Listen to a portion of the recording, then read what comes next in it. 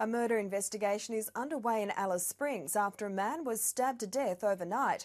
Police have arrested a 35-year-old man at the scene, but no one's been charged yet over the attack. Police were called to these flats in Bradshaw Drive at about 11:30 after a man bleeding from the stomach knocked on a neighbour's door for help. Ambulance officers tried to save the 39-year-old, but he later died in hospital. Alice Springs police are yet to find a murder weapon, but have spent the day combing the area for clues. The victim's car, which was parked outside the units, has been examined by forensic officers. A 35-year-old man was arrested at the scene and will be interviewed by police. Detectives are appealing for anyone who may have been in the area between 10 and 11:30 last night to contact them. In Darwin, police are searching for two gunmen who opened fire on each other outside this nightclub in Edmund Street late on Friday night. The shooting was reported to police by several witnesses who heard the gunshots, but when officers arrived, there was no trace of the pair. Today, police were back at the scene searching for evidence. We're obviously asking for the public to assist us in this. Friday night there'll be a lot of people here, and people witnessing the event. We ask them to come forward and contact us on Crime Stoppers. Police are expected to execute a search warrant as part of the investigation. And 7 people are in police custody after a riot between Indonesian fishermen at the Darwin detention centre overnight. No one was injured in the riot that caused up to $20,000 damage. The detainees remain in custody until a more secure location is found. As fast as the Northern Territory government can recruit them, they're handing in their badges. The 2003 O'Sullivan review into the state of our police showed the force was understaffed and underfunded. It recommended immediate action be taken to address an attrition rate upwards of 8%. It did fall in the following 2 years to 6.5%, only to jump back up to 8% in 2005-2006, and that's not taking into account officers who've retired, were dismissed or died. The Police Association says more needs to be done to keep officers in the force. That problem has not been fixed despite the best attempts of a number of people, and the government needs to have a new look and a fresh approach as to how they're going to address the attrition level. In 2003, the then Police Minister Paul Henderson promised to spend $75 million boosting police numbers, a commitment he was still talking up this year. We're on track to recruit an additional 200 police officers to the police force by the end of this year. But the current Police Minister Chris Burns today admitted that the time frame of that promise would be broken and set a new target date. By the end of this calendar year, we will have over 180, close to 190 officers. And what I'm saying is that within this financial year we will meet our targets. But it's become a numbers game. The Police Association says the real number of extra police in the force is closer to 100. At the end of June 2003, there were 973 police officers in the Northern Territory.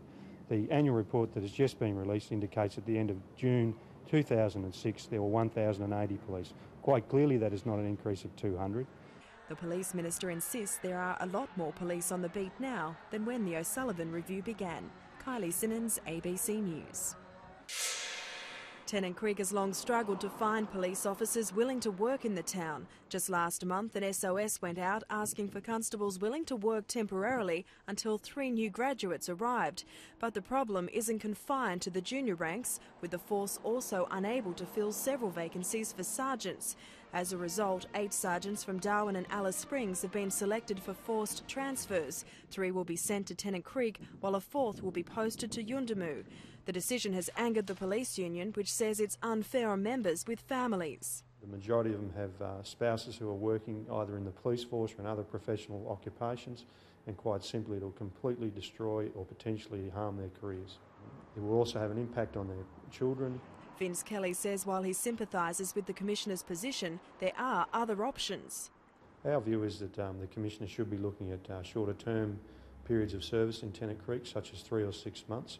The officers chosen for the transfers are experienced and most are specialists. Some are considering jobs with other law enforcement agencies if made to go.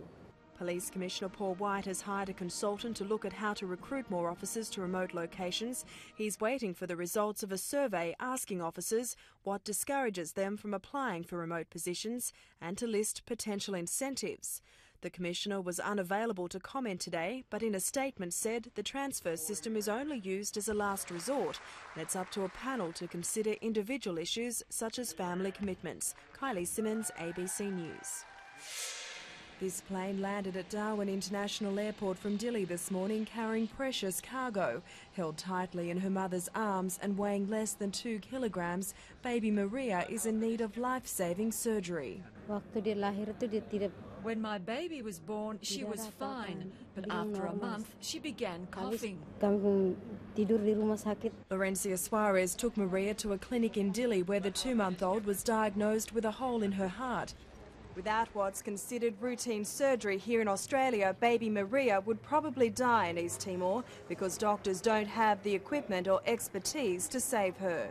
Doctors at Sydney Children's Hospital offered to perform the life-saving surgery after a newspaper article highlighted baby Maria's plight. There's often a lot of difficulty in these cases of getting positions in hospitals, of getting passports done quickly, of getting visas, but because of all the media attention, because of all the goodwill of the Australian people, it's happened relatively quickly. Tiny Maria had a check-up at Royal Darwin Hospital and has been given the all-clear to continue her journey tomorrow morning. Her breathing is fine, she's not in heart failure, and flying won't be a problem for her. Maria will have more tests when she arrives in Sydney, which will give doctors a better understanding of her condition. Kylie Simmonds, ABC News, Darwin.